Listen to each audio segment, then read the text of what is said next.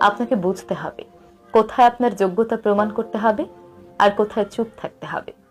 পুরো পৃথিবীর কাছে নিজের যোগ্যতা প্রমাণ করতে গেলে দিন শেষে হতাশা ছাড়া আর কিছুই পাবেন না।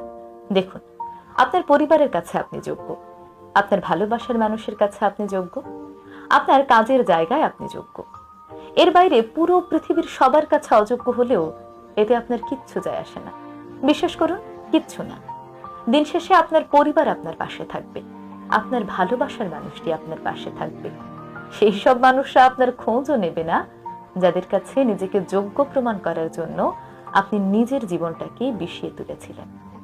তাই এখন থেকে নিজের পরিবারের জন্য, নিজের ভালোবাসার মানুষটির জন্য নিজেকে যোগ্য করে তোলার চেষ্টা করুন।